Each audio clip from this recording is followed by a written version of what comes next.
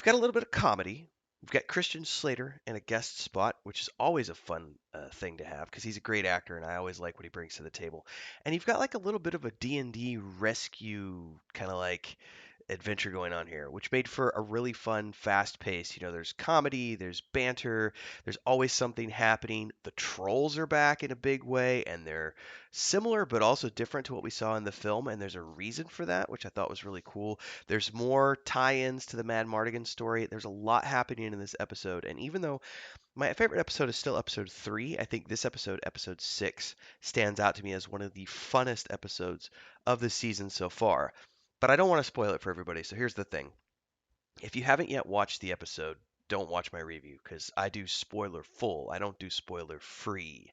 But if you've already watched it and you're ready to talk about it and review it and go through all the things, go through the whole episode in all of its detail, then you're in the right place. Like, subscribe, hit the bell icon if you haven't already done so. Drop a super thanks down there or join as a member to support. Let's get going. So, obviously, yeah, the trolls are back in a big way and they're different. And it turns out, apparently, the crone has been giving them, or it taught them how to make this elixir, which makes them smart, makes them fast, it makes them all of these different things. And she's apparently using them to sort of grow an army.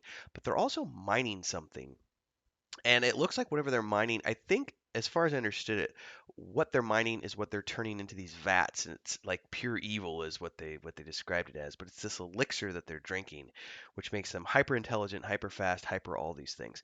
And it's a far cry from the trolls that we saw in the film, because in the film they were just shown as sort of mindless beasts, or at least they were never explained beyond being you know creatures that didn't have any sort of communication skills, or at least again, we only saw them briefly in the film in Tyrislene, and they were definitely bad, nasty creatures. But we were never explained why were they in Tyrislene, what were they doing there, et cetera, et cetera, et cetera.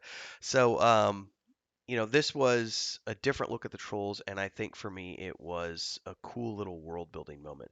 But I would be remiss if I didn't talk about the opening shot, because the opening shot is also what closes the episode, and that is we're back with Eric in the is it the Immortal City, the Memorial City, whatever it's called. I always blank on the name. This place is massive, and we get a better wide angle shot of the city as Eric is trying to leave in the very beginning of the episode, and it's yeah, I think for me, that's one of the things I'm most intrigued about is that and the Madmartigan story, because obviously the crone is this ancient evil, and that's cool to have an ancient evil. That's a trope. We know it. Who cares? But I really, we're all wanting to know what happened to Madmartigan, and that's definitely, we're definitely given way more of that in this episode. But also, what's up with Eric and what's up with this world that they're building? And obviously, there was a vast civilization here at one point in time that um, had technology and was an empire of some types, and they've built these massive cities. What happened to them, and why is it on the other side of this sea that they're supposed to cross, and so on and so forth? So they're definitely leaning heavily into that.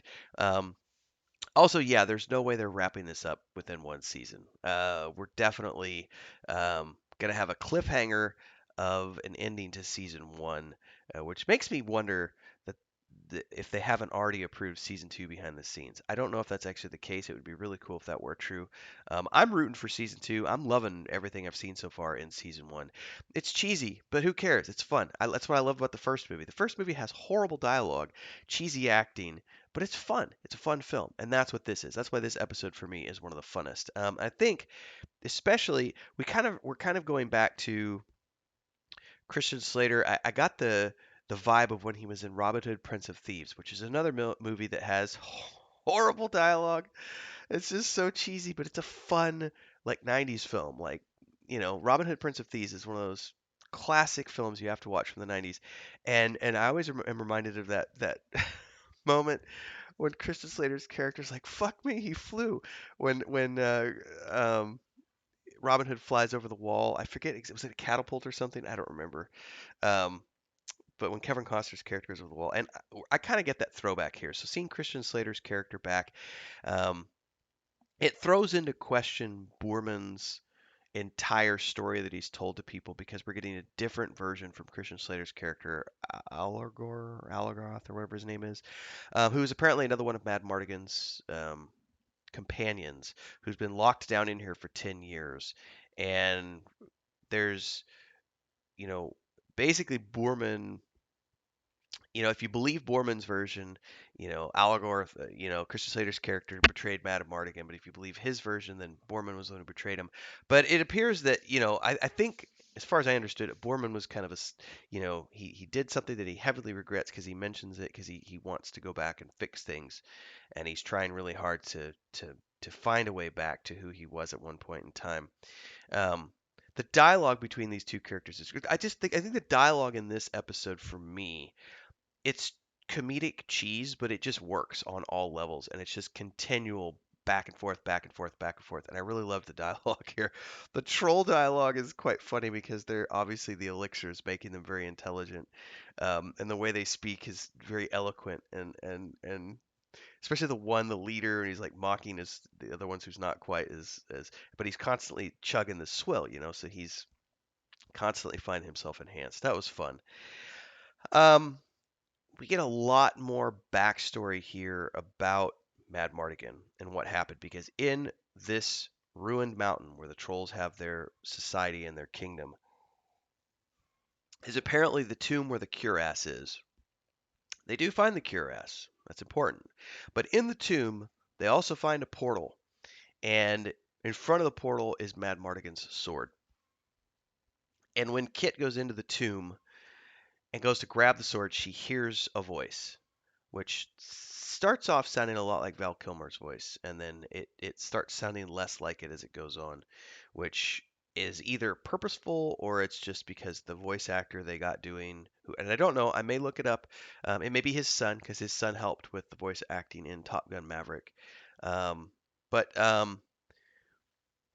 it it appears that the voice wanted to tell Kit something, and Kit was trying to go through this portal and find her dad.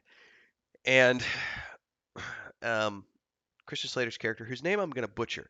So is it Algorth or Algoth? I didn't write this down, so I'm literally doing this off the cuff immediately after watching the episode. So you'll have to forgive me if I don't have the name of the character in front of me. Algorth. Let's call him Al. Al's character um, is telling Kit, like, whatever your dad went in there to fight, he did so knowing that you guys would be capable of defending what is above here, and that's Alora Dannon. And he says this as he's sacrificing himself to let everybody else escape. So even though he may have had some devilish motives at some point in time, ultimately he did appear to be a good guy who sacrificed himself to the trolls to let everybody get free, and also allowed Kit to get out with her father's sword, and also the knowledge that he is somewhere, or at least he appears to be somewhere on the other side of this portal, in another dimension, or wherever that portal leads. Um, Madmartigan is stuck there. So they've given themselves a complete out at this point in the sense that if they ever do want to bring Madmartigan back, they can do so because we know that he's still, theoretically, we know that he's still alive somewhere, or at the very least, the illusion that he's still alive somewhere. But I'd like to think that we've gotten to this point. Everyone has been saying he's not dead. He's just beyond. You know, I think that's a great way to bring Val Kilmer back, assuming his health permits it, and there's no longer the restrictions for COVID filming. Assuming we get a season two, and then they decide to do that in season two. They talked about it when they were filming season one. That was something they would like to pursue in future seasons. Was the actual reuniting of Val Kilmer with the rest of the cast. So we'll see. But at least we kind of got a resolution of sorts in that we know where Madmartigan's character is now, which was kind of cool. There's a lot of stuff going on with Laura Dan's character here being allergic to something that's going on here, whether it's the heat in the caves or whatever the troll concoction is. But she's affecting the world around her now in a much bigger way with her, you know, emotions and how they're affecting her magical abilities. And, we do get a bit of a cliffhanger of an ending here with, um, Kit.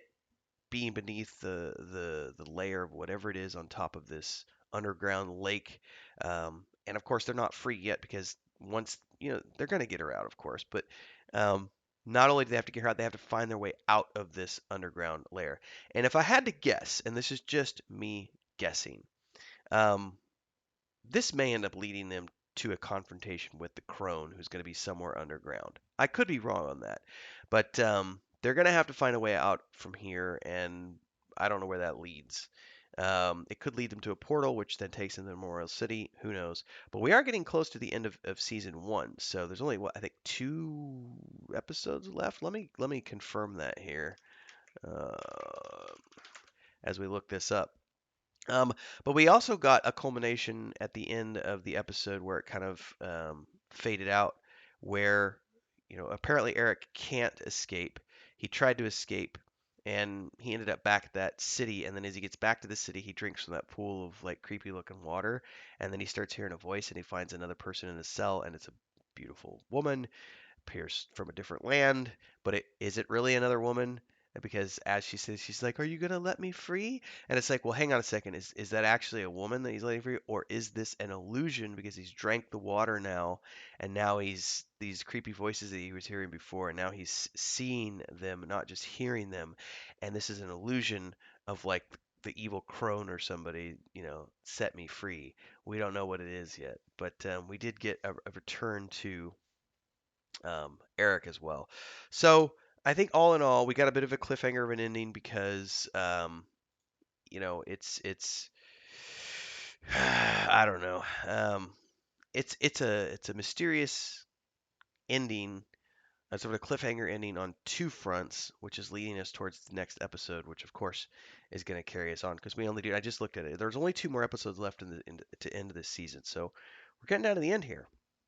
So again, at the end of the day, I would give this episode, I gave the last couple episodes eight out of tens. I would give this one a 10 out of 10 for me.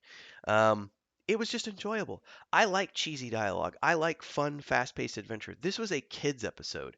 This was this was absolutely a kids episode. The child inside of me loved it. Somebody made a comment the other day, which I can't agree with. They're like, you have to turn off your critical faculties to enjoy a show like this. So what? Who cares? Not everything needs to be, intellectually stimulating for me to watch it. Like, I want some things to be super simple and super fun. And that's what this is. This is the episode that the 7-year-old inside of me is like jumping up and down, going, "Yeah, the trolls are back. She found Madmartigan's sword," and Boorman's cheesy dialogue and the putting on of the costumes as they're trying to sneak their way past the trolls and like all of this stuff. It was just highbrow fun, just like, eyebrow raising, like, oh my God, did they really just say that? Oh my, that's so cheesy, but it's good fun. So 10 out of 10 for me. Loved it. Love to hear your thoughts. If you agree with me that this is just a fun, fast-paced adventure show, like, subscribe, hit that bell icon so you get an update when I do the next review, and also all the other things I'm doing. I'm getting ready to do Star Wars Tales of the Jedi. We've got Bad Batch Season 2 happening next week. We've got more stuff coming down the pipeline, so stay tuned for all that stuff. Support if you can with a super thanks on this video. Join as a member of our channel here to support that way as well. There's super chats and stickers on live streams. There's a Patreon page for that world map behind me if you want to know more about my game dev stuff. And of course, Discord. See you next time, everybody. Cheers.